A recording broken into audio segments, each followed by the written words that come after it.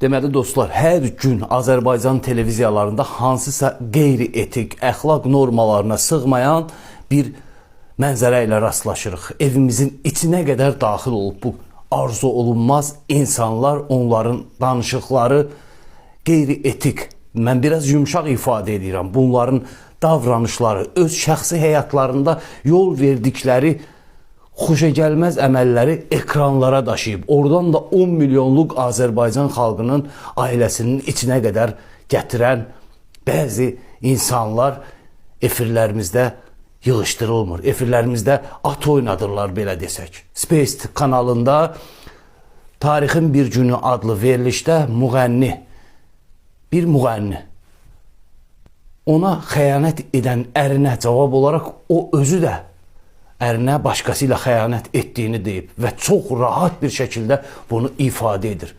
Bütün Azərbaycan xalqının qarşısında mən də cavabında, əvəzində ona ərimə xəyanət etdim deyir. Düzdür, bu məsələ ilə bağlı araşdırma başlayıb, amma bu nə birincidir və belə baxıram ki, nə də sonuncu olmayacaq. Televiziyaları yiyəsizdir. Başa düşdük. Uşaqları yatlı qoyub evdən qaçmaq da olur. Qaynata gəlininə göz də qoya bilir. Qayınla qardaş arvadı hoqqa da verə bilir, üzr istəyirəm. Bildik də, vallahi hamısını bildik. Əzbərləmişik, daha insanların həyatını əzbərləmişik biz. Bu serial bitmir, bir türlü bitib qutarmır. Niyə? Yenə də deyirəm. Çünki televiziyanın yiyəsi yox.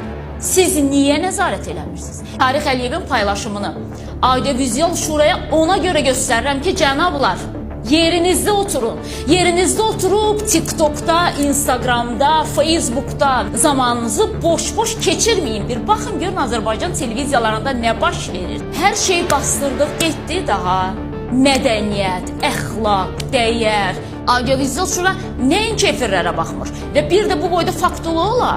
Sübut eləməyə çalışır ki, bu efirdə olmayıb. Amma mən də buradan elə Audiovizual Şuraya sübut eləyirəm və faktı göstərirəm ki, Space televiziyasında yayımlanan verilişdir, ötən gün paylaşılıb. Verilişin paylaşılma tarixidir. Aprel ayının 9-u 2025-ci il. Niyə bugün belə şeylər müzakirə olunmalıdır efirdə? Bugün bu televiziyaların bu vəziyyətə gəlməsində elə bilavasitə başrolda olan sizsiz Audiovizual Şura. Əgər bugün televiziya rəhbəri televiziyasının cərimə olacağından qorxarsa, çox baxılan və sponsor gətirən bir verilişin bağlanacağından qorxarsa, heç bir vaxt neçə kişi ilə az qala ərbə xəyanət eləmirsən sualını verəcək səviyyəyə televiziyanı gətirməz.